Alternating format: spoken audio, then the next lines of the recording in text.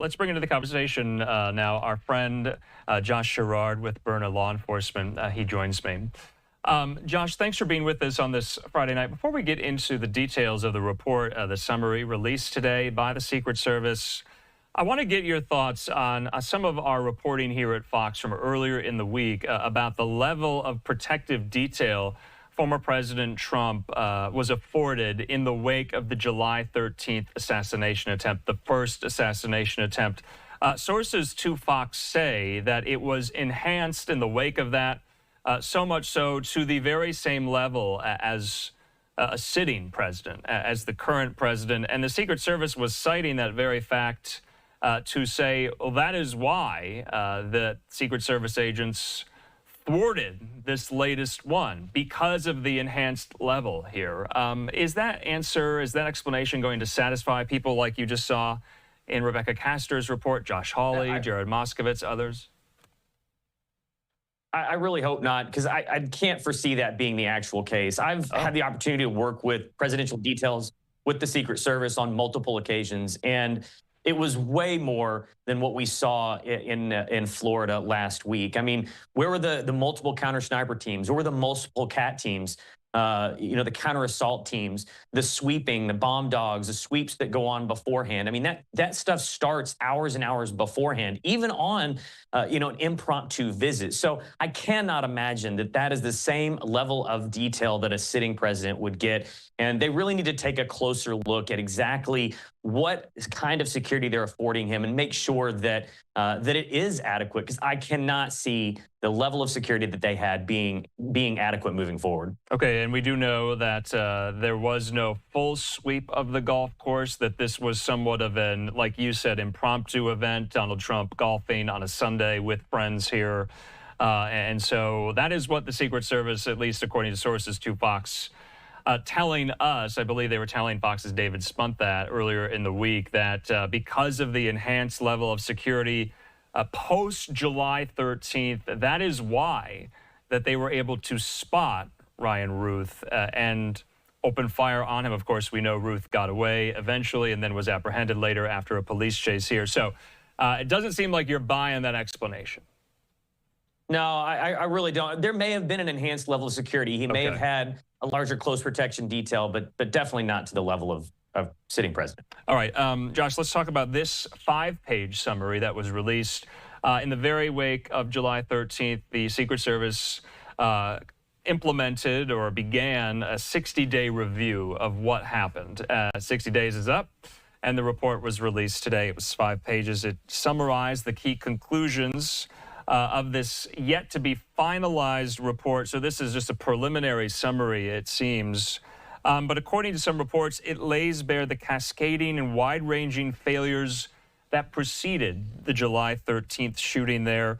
Of course, we all watched it live here on LiveNOW. Trump was shot in the air by gunfire here. So this is what the summary, the report said. It included an absence of clear guidance from the Secret Service to law enforcement, the failure to fix line-of-sight vulnerabilities at the rally grounds that left Trump open to sniper fire, and quote-unquote complacency among some agents, Josh. Also, among the other problems that they outlined, that some local police at the site, Josh, were unaware of the existence of 2 communications centers on the grounds, meaning officers did not know that the Secret Service were not receiving their radio transmissions here. You and I have talked about some of the communications failures that occurred that day that just back up some of those concerns that you had, some of the reporting that you saw in the wake of this. Does it just support that even further?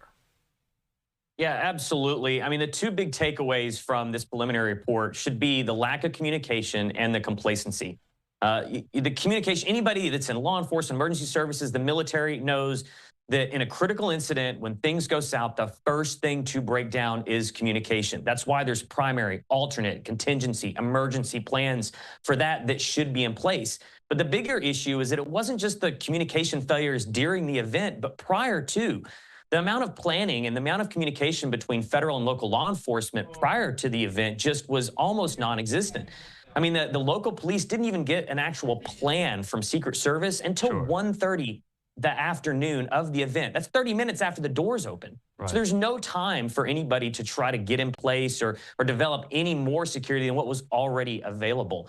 So that lack of security before, that's just, that's failure. A failure to plan is really a plan to fail. And that's exactly what happened. So the 2 command post issue was huge. It meant that on the ground the day of, that you're playing the telephone game. Yeah. The communication between local law enforcement and federal law enforcement had to go through 3 and sometimes 4 people. And that takes an eternity, especially in a critical incident when fractions of seconds are needed to make the right call. So, those are big questions that are going to have to be answered as to why this communication was set up this way. Yeah. The director talked about, they're going through a paradigm shift. This paradigm shift from reactive to readiness and proactive should have happened years and years ago in order to combat issues like this.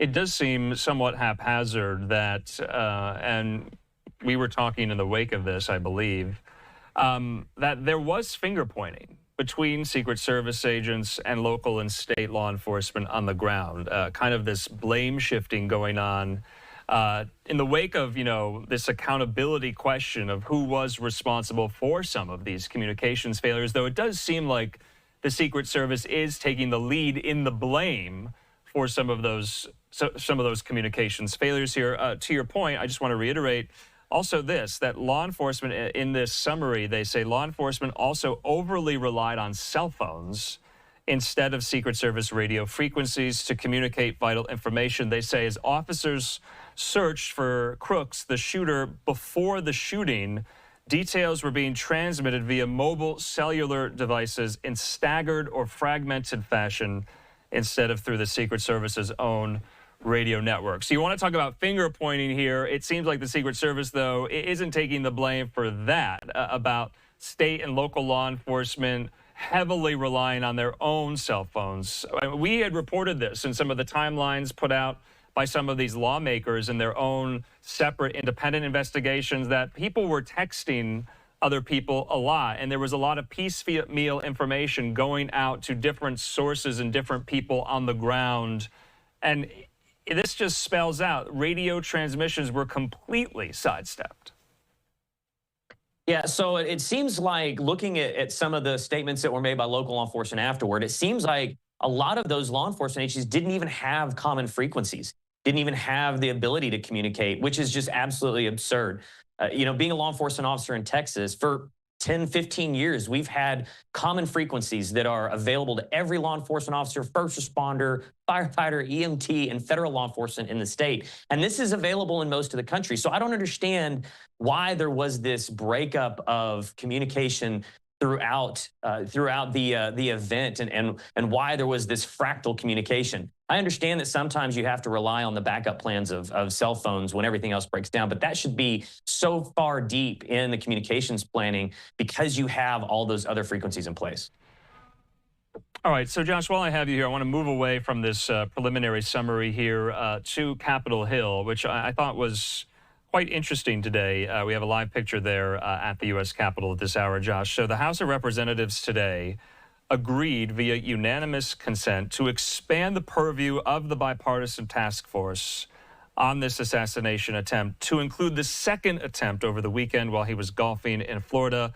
According to our Fox Capitol Hill team, this was a necessary step, Josh, for the task force to investigate both the attempt in Butler and the one in Florida. So the one in Florida is now being subsumed into the bipartisan task force being led by members of Congress, both Mike Kelly there, the Republican, and Jason Crow here. Also, though, Josh, this was interesting. The House passed a bill today to mandate Secret Service protection of major presidential candidates to be equal to the sitting president. Josh, you know what the vote totals were on this one?